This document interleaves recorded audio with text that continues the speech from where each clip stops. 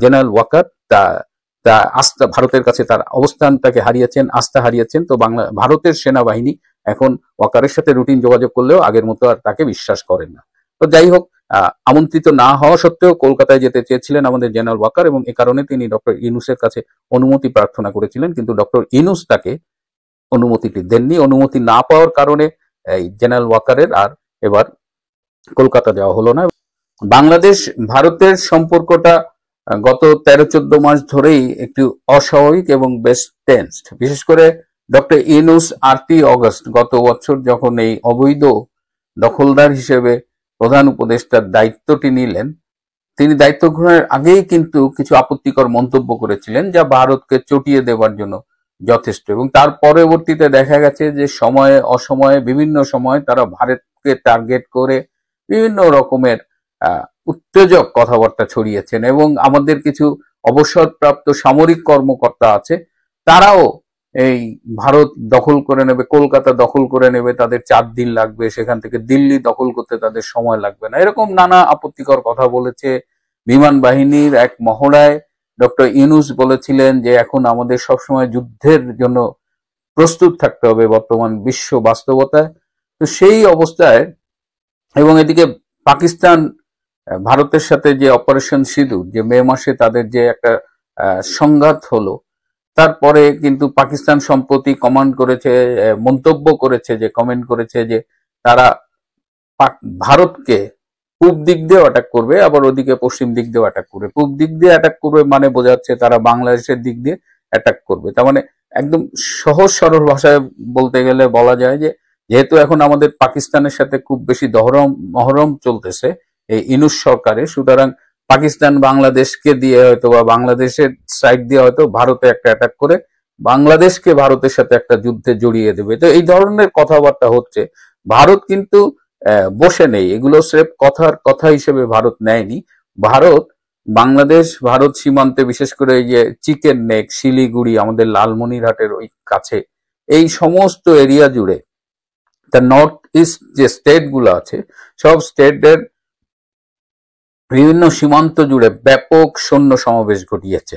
এবং এই চিকেন নেকের কাছে ভারতের 3 বাহিনীর প্রধানের জন্য 3টা অফিসও তাদের সেখানে বসানো হয়েছে, এবং মাঝে মধ্যে 3 বাহিনীর প্রধানরা সামরিক বিমানে উড়ে এসে সেখানে অফিসও করেন। এবং ভারত সম্প্রতি সামরিক মহড়াও করেছে, একটা মিসাইলেরও তারা টেস্ট করেছে, যেটা বাংলাদেশের উপর দিয়ে ফরিদপুরের ওই অঞ্চল দিয়ে গিয়ে বঙ্গোপসাগরে পড়েছে। সুতরাং ভারতের যুদ্ধ প্রস্তুতি কিন্তু ব্যাপক। ভারত চুপ করে বসে নেই, বা বাংলাদেশের বা পাকিস্তানের এই আওয়াজগুলোকে যে একদম কথার কথা মনে করে তারা বসে নেই। সেই অবস্থায় আজ থেকে ভারতের পশ্চিমবঙ্গের কলকাতায় শুরু হলো যৌথ সেনাপতি সম্মেলন 2025। এটা 3 বাহিনীর প্রধান এবং 3 বাহিনীর মানে সর্বোচ্চ স্তরের এবং গুরুত্বপূর্ণ অফিসাররা এই সম্মেলনে অংশগ্রহণ করে থাকেন। এবং এই সম্মেলনটি এবার বিশেষ গুরুত্ব পেয়েছে, কারণ এটি এবার কলকাতায় অনুষ্ঠিত হচ্ছে। এবং এতক্ষণ যে বললাম, এই যে নর্থ ইস্ট স্টেট গুলোর সাথে বাংলাদেশের সীমান্ত এলাকায় যে ভারতের রণসজ্জা বা রণপ্রস্তুতি, সেই সময়ে ভারতের কলকাতায় এই যৌথ সেনাপতি সম্মেলনটা কিন্তু খুবই গুরুত্বপূর্ণ। এবং এটি উদ্বোধন করেছেন আজ সকাল বাংলাদেশ সময় 10টায় ভারতের প্রধানমন্ত্রী নরেন্দ্র মোদী। ভারতের প্রধানমন্ত্রী নরেন্দ্র মোদী মিজোরাম, মণিপুর, আসাম হয়ে গতকাল কলকাতায় এসেছেন, এবং আজকে এই সম্মেলনে তিনি 3.5 ঘন্টা ছিলেন, এবং তারপরে তিনি বিহারে গেছেন।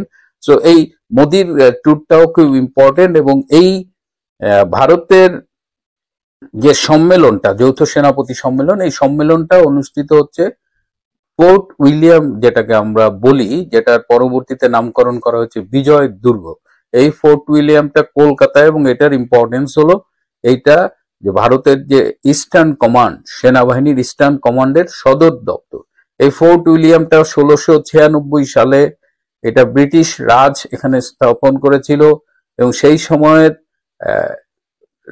রাজা 3য় উইলিয়ামের নাম অনুসারে এটা ফোর্ট উইলিয়াম নাম করা হয়েছিল এই দুর্গের নাম। পরবর্তীতে এটা চেঞ্জ করে বিজয় দুর্গ করা হয়েছে। এবং আমাদের মুক্তিযুদ্ধে 71 সালে এই ইস্টার্ন কমান্ড কিন্তু আমাদের পরোক্ষ এবং প্রত্যক্ষভাবে সহায়তা করেছিল। সেই ইতিহাস আজ না বলি, কিন্তু আমাদের দেশের কনটেক্সটে এই ইস্টার্ন কমান্ড ভীষণ গুরুত্বপূর্ণ। এবং এখানে এই মিটিং এ আরো উপস্থিত ছিলেন তাদের প্রতিরক্ষা মন্ত্রী রাজনাথ সিং, তাদের জাতীয় নিরাপত্তা উপদেষ্টা অজিত ডাওয়াল এবং 3 বাহিনীর সর্বাধিনায়ক অনিল চৌহান।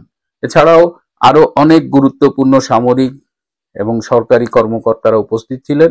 তো এই মিটিং এ আলোচ্য বিষয় যেটা তারা বলছে যে বিভিন্ন শাখার মধ্যে সমন্বয়, সশস্ত্র বাহিনীর যে বিভিন্ন উইংস গুলো আছে, প্রযুক্তিগত আধুনিকরণ এবং প্রাতিষ্ঠানিক সংস্কার, এসব নিয়ে আলোচনা হলেও এই সম্মেলনটি চলবে 3 দিন, 15, 16, 17 সেপ্টেম্বর। এবং এই 3 দিনে স্বভাবতই এই বর্ডারের যে টেনশন, এই যে পাকিস্তানের হুমকি, বাংলাদেশের সাইড দিয়ে মানে পূর্ব কর্নার দিয়ে ভারতকে আক্রমণ করা, এই সব বিষয় নিশ্চিতভাবে আলোচিত হবে। এবং সেখানে বাংলাদেশ উঠে আসবে, পাকিস্তান উঠে আসবে। এবং ভারতের নিরাপত্তা ঝুঁকি যেভাবে সৃষ্টি হয়েছে বর্তমান ইউনূস আমলে, এই পাকিস্তানপন্থী ইউনূস সরকার যেভাবে বাংলাদেশের মাধ্যমে ভারতের নিরাপত্তা হুমকি সৃষ্টি করেছে, সেটি নিয়ে নিশ্চিত আলোচনা হবে। এই যে ভারতের সশস্ত্র বাহিনীর এতগুলো সিনিয়র অফিসার, 3 বাহিনীর প্রধান এত উপস্থিত আছে, এই সবার সাথে দেখা করবার একটা সুযোগ হাতছাড়া করতে চাননি আমাদের বাংলাদেশের সেনাপ্রধান জেনারেল ওয়াকার খান। এবং জেনারেল ওয়াকার খানের ইচ্ছা ছিল যে তিনি এই সময় কলকাতায় গিয়ে এই ভারতের যে সিনিয়র অফিসার আছেন, 3 বাহিনীর প্রধান আছে, তাদের সাথে অনানুষ্ঠানিকভাবে সাক্ষাৎ করবেন এবং সেখানে আলোচনা হবে। আপনারা জানেন যে যখন বাংলাদেশ ভারতের এই টেনশন, তখন অনেকদিন পর্যন্ত 2 দেশের সেনাবাহিনীর মধ্যে কিন্তু যোগাযোগটা ছিল, বিশেষ করে 2 দেশের সেনাবাহিনী প্রধানের সাথে নিয়মিত যোগাযোগ হতো। কিন্তু সম্প্রতি জেনারেল ওয়াকার আস্থা, ভারতের কাছে তার অবস্থানটাকে হারিয়েছেন, আস্থা হারিয়েছেন। তো ভারতের সেনাবাহিনী এখন ওয়াকারের সাথে রুটিন যোগাযোগ করলেও আগের মতো আর তাকে বিশ্বাস করেন না। তো যাই হোক, আমন্ত্রিত না হওয়া সত্ত্বেও কলকাতায় যেতে চেয়েছিলেন আমাদের জেনারেল ওয়াকার, এবং এ কারণে তিনি ডক্টর ইউনূসের কাছে অনুমতি প্রার্থনা করেছিলেন, কিন্তু ডক্টর ইউনূস তাকে অনুমতিটি দেননি। অনুমতি না পাওয়ার কারণে এই জেনারেল ওয়াকারের আর এবার কলকাতা যাওয়া হলো না, এবং এই জন্য তার যথেষ্ট মন খারাপ আর কি। মানে তিনি ভেবেছিলেন যে এইবার গিয়ে তিনি এই যে ভারতীয় সেনাবাহিনীর সাথে তার যে একটা দূরত্ব তৈরি হয়েছে, সেটাও কিছুটা ওভারকাম করার চেষ্টা করেছিলেন, কিন্তু সেটা এ যাত্রায় আর হলো না। যাই হোক, মন খারাপ করে লাভ নেই। আসেন আমরা একটু মনটা ভালো করি। গাজীপুরে আমাদের সমন্বয়ক যারা ছিল, বৈষম্য বিরোধী ছাত্র আন্দোলনের সমন্বয়ক, গত বছরের জঙ্গি আন্দোলনের জুলাই সন্ত্রাসী, আসেন তারা কি করছেন, তাদের বিনোদনটা একটু দেখে আসি। সেই ভিডিও দেখার আগে আজ এ পর্যন্তই। ভালো থাকবেন, সুস্থ থাকবেন, তার চেয়েও জরুরি হলো নিরাপদে থাকবেন। সবাইকে অনেক ধন্যবাদ।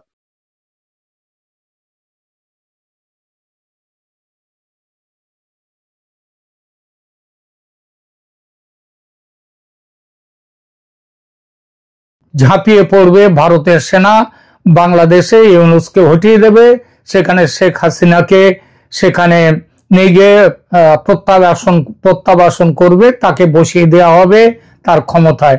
এইটা নাকি আলোচনা হতে পারে আজকের মিটিং এ। একটা যেন খুব একটা এইটা নিয়ে রীতিমতো একটা দ্বন্দ্ব তৈরি করা হয়েছে, এবং বলা হচ্ছে যেন এইরকম ব্যাপারই ঘটবে। এই বিষয়টি নিয়ে আমি এখানে ছোট্ট করে 2-4 কথা বলবো। প্রথম কথা হচ্ছে, আমরা দেখি যে আজকে কেন এই বৈঠকটা কলকাতায় হচ্ছে। প্রথমে এই কারণটা দেখা যাক, কলকাতায় কেন এই বৈঠক হচ্ছে। এর আগে 2023 সালে, এই যে এটা প্রত্যেক বছর হয় না, মাসে মাসেও হয় না, এই যে কমান্ডার্স যে কনফারেন্স হচ্ছে, কম্বাইন্ড কমান্ডার্স কনফারেন্স, এটা 2023 সালে একবার হয়েছিল ভোপালে। আচ্ছা, 2023 সালে ভোপালে এটা হওয়ার পর কি ভারত কি কোনো জায়গায় আক্রমণ করা কিংবা সৈন্য অভিযান করা এসবগুলোকে হয়েছিল? হয়নি, সেবার হয়নি। 2023-এর পরে 2025-এ এই যে হচ্ছে এবারের বৈঠক, এই বৈঠক কলকাতায় হচ্ছে বলে এবং ফোর্ট উইলিয়ামে হচ্ছে বলে, এবং পশ্চিমবাংলার পাশেই আছে পশ্চিম বাংলা নয়, ভারতের উত্তর পূর্ব সীমান্তের লাগোয়া রয়েছে বাংলাদেশ, সেই জন্য 2-2-4। যেহেতু বাংলাদেশে এখন শেখ হাসিনাকে হটিয়ে দিয়ে ইউনূসের অবৈধ সরকার, এবং যে সরকারের সাথে ভারতের সম্পর্ক ভালো নয়, বরং বলা যায় খুবই খারাপ, সুতরাং একটা 2-2-4 করে একটা মিলিয়ে নেওয়া হয়েছে যে ভারত বোধহয় এবার কোনো একটা ব্যবস্থা নেবে। তার জন্যে এই আলোচনা এখানে হচ্ছে, কলকাতায় হচ্ছে। কয়েকদিন আগে মে মাসে অপারেশন সিন্দুর করে পাকিস্তানের ওপরে, পাকিস্তানে ওই যে পহেলগাঁওতে যে সন্ত্রাসবাদী কাণ্ড ঘটেছিল, 26 জন ভারতীয়কে তাদের ধর্ম দেখে হত্যা করা হয়, তার বদলা নেয়ার জন্যে ভারত অপারেশন সিন্দুর করেছিল মে মাসের গোড়ার দিকে, প্রথম সপ্তাহে পেরিয়ে 7 তারিখ। এখন যেটা প্রশ্ন হচ্ছে যে পাকিস্তানের সাথে লড়াই করবার জন্য কি ভারত তার আগে কোন রকম এরকম কনফারেন্স করেছিল কিংবা কোনো কিছু বলেছিল যে এরকম লড়াই করতে যাব? কিচ্ছু বলেনি। লড়াই করে এরকম ভাবে ঘোষণা করে লড়াই হয় না। আর আজকে ফোর্ট উইলিয়ামে, বিজয় দুর্গে, সেখানে মিটিংয়ে ভারতের প্রধানমন্ত্রী, প্রতিরক্ষা মন্ত্রী, সিডিএস আরো অনেকেই তারা হাজির রয়েছেন। এরপরে বাংলাদেশে পাকিস্তানের বিরুদ্ধে আক্রমণ করতে গিয়ে, পাকিস্তানে আক্রমণ করতে গিয়ে ভারতকে এই ধরনের মিটিং করতে হয়নি। আর তার থেকে অনেক কম শক্তিধর বাংলাদেশকে আক্রমণ করবার জন্য ভারতকে এইসব আলোচনা করে এগোতে হবে। এটা যারা বলেন তারা ঠিক বলেন না। এটা বলার একটাই কারণ হচ্ছে, সেটা হচ্ছে যে তার যে কি বলবো, একটা বাজারে একটা যার কোনো ভিত্তি নেই এমন একটা খবর চাউর করে দেয়া। আপনার তা হলেও একটা কতগুলো প্রশ্ন আসে, আমি কি কেন এটা কলকাতায় এটা কেন হচ্ছে? কলকাতায় এটা হওয়ার কারণ হচ্ছে, দেখুন, এটার মূল কারণ কম্বাইন্ড কনফারেন্স। এটা হচ্ছে কিসের জন্যে? তার ঘোষিত উদ্দেশ্য হচ্ছে যে ডিফেন্স গ্যাদারিং করা যে হচ্ছে, সেটা টাইমিং অ্যান্ড লোকেশন এটা দেখা পশ্চিমবাংলায় হচ্ছে। সুতরাং এর পেছনে একটা কারণ আছে, কারণ অবশ্যই, নইলে অন্য জায়গায় কেন হতো না? কারণ তো নিশ্চয়ই আছে, কিন্তু আগে আমি বলবো প্রকাশ্য কারণ, এবং পরে বলবো যদি গোপন কারণ কিছু থেকে থাকে তাহলে সেই গোপন কারণটা কি সেটা আমি এরপরে বলবো। দেখুন, পশ্চিমবাংলা প্রথমে হচ্ছে কলকাতায় কেন এটা হচ্ছে। কলকাতায় এটা হওয়ার কারণ হচ্ছে, এটা স্বরাজ্য ম্যাগাজিন, সেই স্বরাজ্য ম্যাগাজিন একটা ইংরেজি পত্রিকা, তার থেকে আমি স্বরাজ্য ম্যাগাজিনটা অনেকটা হচ্ছে, এটা ভারতের জাতীয়তাবাদী পত্রিকা, এবং বলা হয় যে বিজেপির সাথে ভারতীয় জনতা পার্টির যে আদর্শ, সেই ভাবাদর্শ তার কাছাকাছি এই পত্রিকা, সেই অনুযায়ীও তাদের একটা ছবি আছে। সেখানে বলছে যে the decision to convene the apex level military brainstorming forum in Kolkata after more than 2 years is strategically deliberate. 2 বছর পরে এটা হচ্ছে, সত্যি স্ট্র্যাটেজিক্যালি এটা খুব ভেবেচিন্তে করা হচ্ছে। The Eastern Command headquarters at Fort William বা বিজয় দুর্গ serves as India's primary military nerve center overseeing the eastern frontiers, including the sensitive 4096 kilometer border with Bangladesh. তার মানে 4096 কিলোমিটার যে দীর্ঘ বর্ডার বাংলাদেশের সাথে, এবং সেই বর্ডার দেখার জন্য, এবং পূর্বাঞ্চলে আমাদের ভারতের যে প্রাইমারি মিলিটারি নার্ভ সেন্টার, স্নায়ু কেন্দ্র হচ্ছে এই ফোর্ট উইলিয়াম বা কলকাতার ফোর্ট উইলিয়াম দুর্গ, বিজয় দুর্গ, সেই জন্যে এখানে করা হচ্ছে। এইবার বলি যে এই টাইমটা, এটা কেন এত গুরুত্বপূর্ণ এই সময়ে করাটা। তার কারণ হচ্ছে অপারেশন সিন্দুর হয়েছে। অপারেশন সিন্দুর শেষ হয়ে পাকিস্তান হেরে যাওয়ার পর পাকিস্তানের বিভিন্ন নেতা মন্ত্রী তারা ঘোষণা করেছেন, এবার এমনকি আসিম মুনির পর্যন্ত বলেছেন এবারের লড়াই ভারতের পূর্ব সীমান্ত থেকে হবে, শুধু পশ্চিম সীমান্ত নয়, পূর্ব সীমান্ত, মানে নর্থ ইস্টার্ন স্টেটস। নর্থ ইস্টার্নে কারা দেখছে এখানকার দায়িত্ব ভারতের মিলিটারির পক্ষে, সেটা হচ্ছে ওই ফোর্ট উইলিয়াম, বিজয় দুর্গ। তো এইখানটায় যখন এইটা বলা হয়েছে তখন ভারত কলকাতায় এইটা সম্মেলনটা তৈরি করে এখানে কনফারেন্সটাকে ব্যবস্থা করে এখানে তার একটা বার্তা দিল পাকিস্তানকে এবং পাকিস্তানের সাথে সাথে বাংলাদেশকেও।